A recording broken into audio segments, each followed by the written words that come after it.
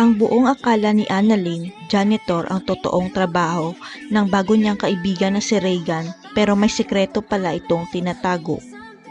Naging close ang dalawa nang inutusan ni Doc Kitty Enriquez si Doc Annalyn Santos na mag-decorate upang makabawi sa kanya.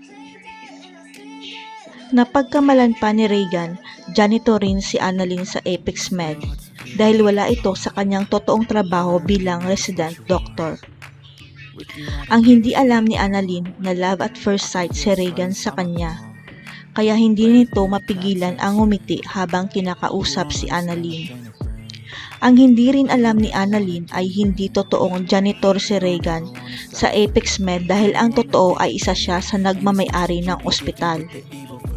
Anak si Regan ng isa sa mga nagmamay-ari ng Apex Med Hospital at ginawa siyang janitor ng daddy niya para mabigyan ng leksyon. Muntik pa ngang maisiwalat ni Regan ang totoo na anak siya ng may-ari nang malaman niyang doktor pala sa ospital si Doc Annalyn.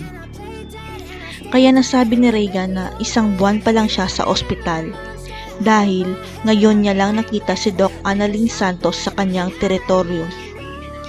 Kaya nagpapapansin si Regan kay Doc Annalyn para makausap niya ito palagi at para makilala pa ng lubusan ang pinakabatang doktor. Hindi rin maiwasan ni Regan na minsan ibuli si Doc Annalyn dahil yun talaga ang totoong ugali niya dahil isa siyang anak ng mayaman. Pero unti-unting mababago si Regan para kay Doc Annalyn dahil mahuhulog nga loob nito sa doktor kaya lang may malaking problema. Ang malaking katanungan ni Regan kung may pag-asa kaya siya kay Doc Annalyn kahit ang alam nito na janitor lang siya sa Apex Med. Paano naman kung ipagtatapat ni Regan kay Doc Annalyn ang totoo na di siya totoong janitor kundi anak siya ng may-ari ng Apex Med? May pag-asa kaya si Regan sa puso ni Doc Annalyn Santos? Malalaman kaya ni Annalyn na anak ng may-ari ng ospital si Regan? Abangan.